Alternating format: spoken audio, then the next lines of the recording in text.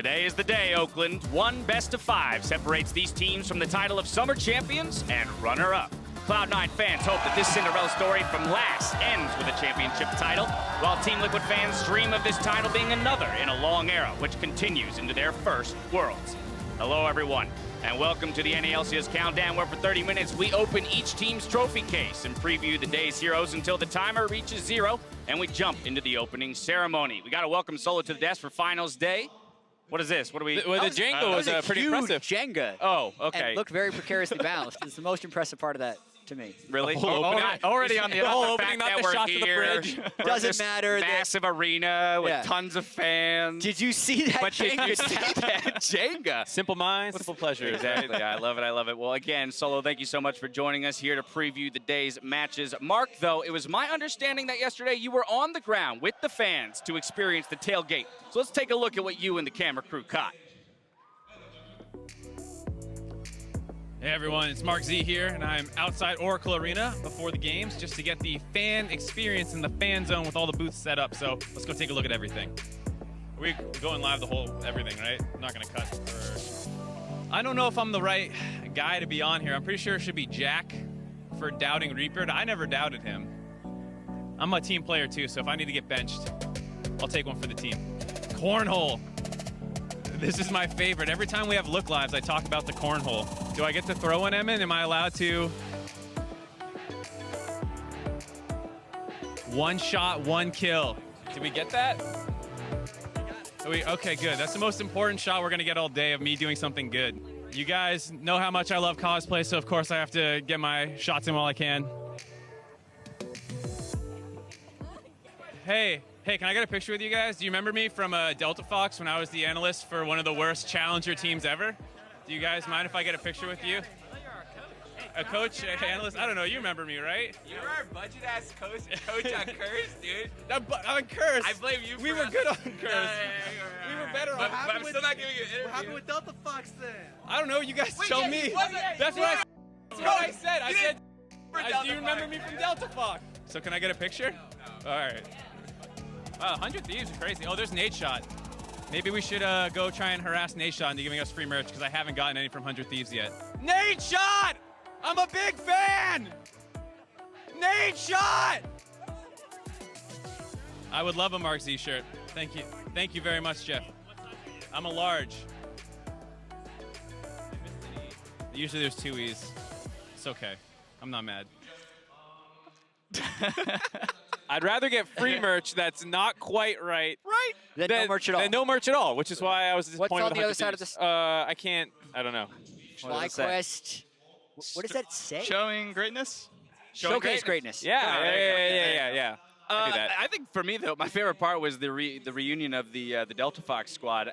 Were you just not aware of what your role on the team was, analyst or coach? They cut a lot of that out because they forgot for a second. They're like, oh yeah, you made one spreadsheet at the beginning for us, and then we didn't follow it at all. And then I just went on broadcast because I was casting the Challenger games and made fun of them like I had nothing to do with it. But here's my thought. Did you have fun out there? Yeah, it was great. I'm sure everyone is very happy with all the pre-game festivities. Yeah, some of that's still going on. Of course, we got lots of fans loading into the arena behind us. We got 25 minutes until game time, so plenty of time for this entire place to fill up. The road to the finals ends after weeks of competition, as we see in the bracket presented by Jersey Mike Subs. Let's take a look. 4 competitors fell to the wayside, leaving only today's finalists, Cloud9 and Team Liquid, to compete for the title of 2018 Summer Champion. If today's competition needs a feast to match, order at jerseymikes.com with the offer code JMNALCS, and you'll have some league content to complement today's games. Last week, though, Cloud9 and their rivalry with TSM were the focus of the newest Eyes On episode. Fans online pointed out how this could potentially doom the championship hopefuls, but the team has prepared the necessary remedy to take down the Eyes On curse. Take a look. When I heard that every team or player in an Eyes On video has lost their next match, I thought, so what? It could never happen to me. Until I was playing in the finals. Riot's Eyes On curse can affect all LCS players, whether they're rookies or veterans, and the effects can be devastating. Thankfully, there's hope. with Reaperdoll. Reaperdoll has been shown in LCS trials to be an effective tool in combating losing streaks and may help break the Eyes-on curse. Used in conjunction with memes, moderate exercise, and merch from the Cloud9.gg store, Reaperdoll can help players manage their symptoms and in some cases even reverse the effects of Eyes-on. Reaperdoll is not for every team. Side effects can include headaches, bereavement, You're a little bit dumb, is fact. swelling of the biceps, and benching. Check with your Reddit moderator to see if Reaperdoll is right for you. Riot and Cloud9 have nothing to do with this ad, and all positive benefits of this drug have not been approved by the FDA, LCS, LCK, LPL, or LMS. They claim to have found the cure. The evidence will have to show itself today, though, as today is how we determine whether or not they are cursed from Eyes-on. I don't know if I buy it. You were in an Eyes-on once. It was like You You feel cursed? we probably could use some Reaperdoll this season, that's for sure. All right, well, for more on the championship match, we're going to hand it off to today's casters, Freak, Kobe, and Dazale. Thank you very much, Dash. Looking at this matchup, just the number of games played between the two teams shows, I think, a stark difference in experience. For the Team Liquid starters here, 1,503 total games across the roster, and that's more than the 7 players that Cloud9 brought today. I think it's actually very exciting, just the difference there. Yeah, it's pretty crazy, and I think that you have to give a lot of credit to C9 for building up these young players. They've developed a tremendous amount of North American talent. You've got Golden Glue, Blabber, Licorice, Zazel, not to mention guys like Wiggly and Smoothie who are no longer even with the team. Yeah, you just have to look at the awards that Cloud9 has won. In spring, Rookie of the Split for Licorice. In summer, Rookie of the Split for Blabber. And Coach of the Split for Reaper. And Contracts won one too. And Contracts as well last year. 3 in a row. Yeah, they're actually absolutely incredible here. So among those players, the most veteran and the only one with an actual trophy on Cloud9 is Sneaky. Of course, he's up against the now reigning MVP in Doublelift. And Doublelift, winning MVP, definitely deserved here. He has had a long history specifically with Sneaky and against him, 25 and 21. It's actually a lot more even than people would think because Cloud9 did win quite a few of those. Doublelift, though, has historically had the edge in lane, 4.8 CS advantage, plus some gold advantage there at the 15-minute mark. Yeah, and history really is the word. I mean, there's so much history between these two players, and for Doublelift, it's spanned 3 teams. He played against them on CLG, TSM, now Team Liquid. These guys have been battling it out for so many years and been considered the best of the best at the marksman position in North America forever. Yeah, Doublelift, Sneaky, both exceptional players. That's things that we're looking for in this matchup. Back to you, Dash. Thank you very much. Gentlemen, the experience is something that we could dive deep into, and we will as we narrow in towards the match at hand. But hoping that I can call a friend for every question of today's and maybe the final edition of Jat Stats here for the summer split, I do have to hand things over to Jat. And this is a finals edition of Jat Stats, so every question has to do with the Na Lcs Finals. Oh, I was hoping it was just these 10 players. I was like, then our odds go through the roof. So, the first question, across all the players who have played in finals, and this is the total number of games, so however, like Sneaky's played 30 games in the finals. Right. Who has the highest KDA in NALCS finals history? Regardless of number of games played. There's no minimum. I'm thinking that this is a bit of a trap question. It's going to be someone who only played a couple times. 1 or 2 times. Because Bjergsen, as much as we're like, what, greatest player in NA history potentially, he's also lost a lot of finals. Right. He's just been in so many. So I'm leaning towards someone who hasn't shown up so much. Yeah, think of I'm the thinking 11 someone finals. who, it's going to be tough. I think it's got to be maybe Stixay? Who was the guy? might Like, be a would bad it be guess. like Stixay? Because of just a couple appearances, like he was in the. It's gotta be wasn't there for someone the who's first only CLG won, win. right? That one's right. That one's a good guess. I'm going to go with who was the mid laner for GGU that showed up for just that? Jinte. Jinte. I'll go with Stixay just because I'm playing the odds of few games played, and he did come over the win. He's going with 6. Are you going with Jinte? I'm going with Jinte. Solo, who are you going with? I'm going to go Doublelift, actually. That's a fair guess. It's Doublelift. Come on. He's only one, right? See, Jat's in our heads, He Mark. lost Like, that one we fight against overthink Stixay. every question that comes our way. Yeah, I'm the bearer of fresh eyes. Can we get a check on Jinte's just so I know? Right. Like, Like, where do how we fall ridiculous on the was that? ladder? It's not great. They lost. By the way, the highest single series KDA was Meteos with 54 once. Well, superstar It's jungler. insane. Yeah, Of course. I mean, Last finals lowered that for Wow. Question 2. The highest DPM difference across a finals series. Who holds this? And I'm going to give you a hint. This player is playing today. Oh, I think it's got to be a C9 series versus TSM. Who was? I know who it's gonna be, but I think I do. It's share. Be a team player. What do you do? I think I'm thinking the CLG. You know, Pobelter played Victor versus the TSM. Won 3 games. Was a beast on Victor. Just AoE damage. Yeah, AoE damage. Yeah. That's a good guess. I think that's gonna be me. The other weird thing I think it could be is someone like Xmithy. Like weirdly, because we've had a couple jungle performances in the history of the NA LCS. Oh, with like I'll even really give you abysmal you have the damage. DPM difference. It was plus 395. That doesn't help. That's probably too much. Don't pretend that's a hint. That tells you it's not a support. It's not a support. You're right. Mark. Yeah, I was going to be confused. I really like the Huhi vote here. Or Pobelter vote here for the first CLG victory. Yeah. I'm probably going to go high from one of like those early 3-0 dumpsters that C9 had over TSM. Okay, it is actually Pobelter. Yes, fresh eyes. You must have seen my phone or something. I was sending the stats in. I know 2 for 2 I saw you guys go get lunch together. Oh yeah, of course. The pro players are so much better than us. Yeah, the second highest history buff. was actually Bjergsen over High in the 2015 spring. Final question, another finals question. This champ has been picked 6 times in the Na LCS Finals and has never lost. The next 100% win rate champion has only been picked 3 times. 100% win rate. Finals history. Well, it could be something like it could be Victor well, again? it could be something like maybe. Meteos' Zach. That's what I was thinking. So if we're going all the way back to the OG Cloud9 wins, that could be Meteos' Zach. And Zach kind of did fall off later on in LCS, so there wasn't so much finals Zach. There's only been so many plays. Exactly. The other option I can think of. I'm trying to think like a Tristana, like those feel like they shoot up too much though to be Only 6 picks. What's the pick that's only been played so many We've had times? 11 finals, but it's never lost. There was like Lulu? No, played too many times. Too many times. Is Victor been played too many times? I mean, I feel like we already know how many times yeah. played. I'm gonna lean towards Victor. You stole my pick. I'm gonna go with Zach. I'm gonna go with Zach. I'll go with Victor because Solo's got everything right so far. He was 2 for 2, but it is actually Syndra.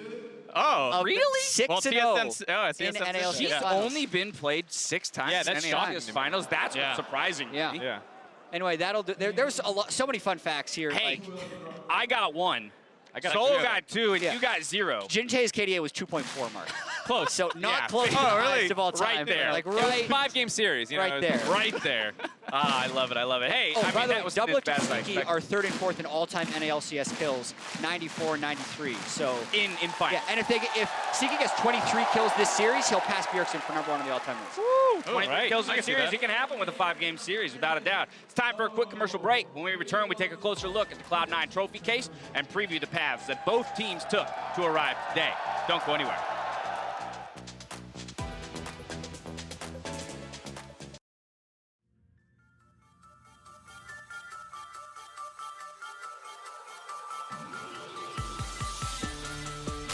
Season 4 is when I first debuted, and I've never even made it to the finals or even the playoffs of any split. To win the finals of the summer split and go to Worlds, it would mean like the last 5 to 6 years of my life has all been worth it. 2 years ago, I attended the finals and I watched C9 play. And I mean, the first time I saw it, I was like, wow, that'd be so cool to be up there. And now, like 2 years later, I'm gonna be up there.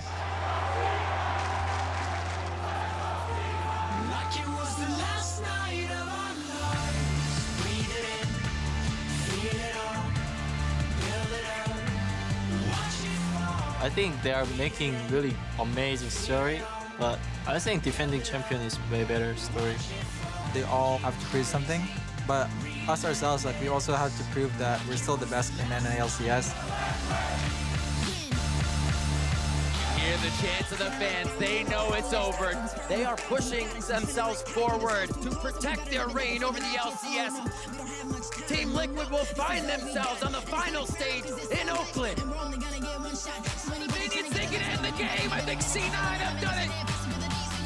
Cloud9 from last place to the finals.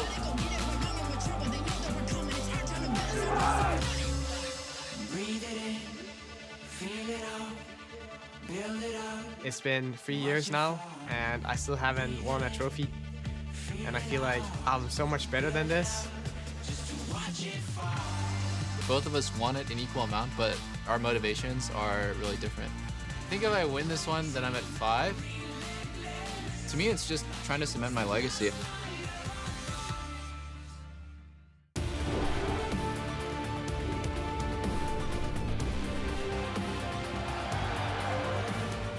Welcome back to Oakland for the Na LCS Countdown, where opening ceremony kicks off in about 10 minutes. We got the fans doing the wave behind us in preparation for the hype matches that are about to hit your screens. Earlier, though, Freak mentioned the collective experience for Team Liquid and Cloud9, so we wanted to take a look at the titles alongside the games played for both of these teams, and the contrast is huge. It's massive. The biggest discrepancy is xSmithy with 382 games and 3 titles. Just switch the top of those graphics. And Blabber has only 12 games.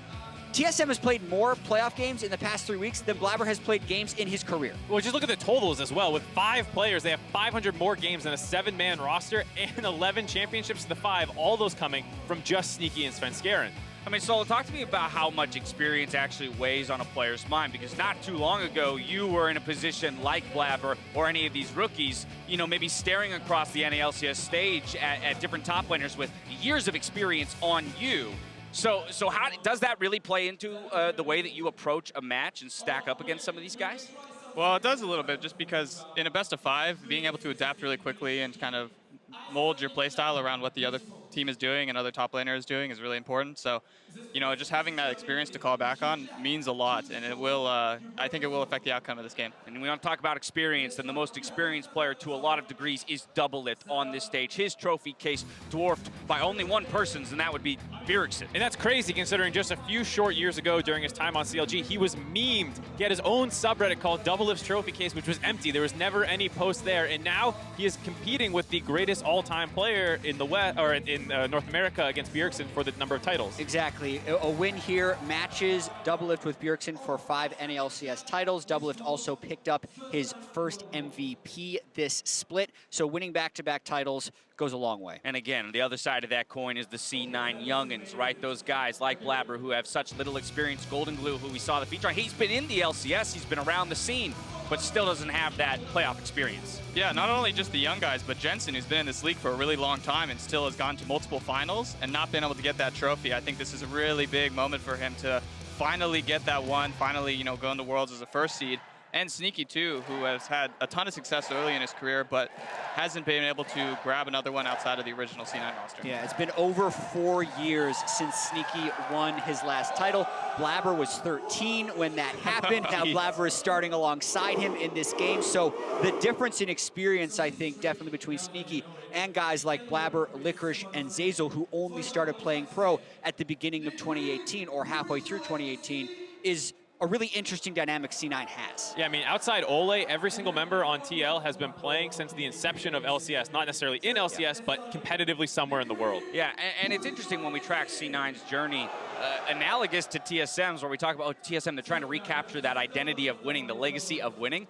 Cloud9, similar fashion here. You just mentioned the kind of drought they've been in terms of titles as an organization, but they are an organization known for being near the top of the NALCS, and they're definitely in search of another finals trophy here today. Nothing feels better than hoisting a trophy in front of a crowd of fans, but that accomplishment only tastes sweet knowing the struggles that individuals took to earn that victory. And you heard them kind of mention that C9 kind of has all the storylines going for them. The anime storyline of Golden Glue. He's basically a shonen protagonist where he's been kind of stepped on for a long period of time. People don't think he's very good. And then all of a sudden, through hard work and dedication, he's emerging as one of the best players playing, obviously, in this series. And they were being stepped on as recently as 6 weeks ago when they were the last place team in the North American LCS. But then as you can see here, both Team Liquid and C9 went on pretty long win streaks towards the end of the split.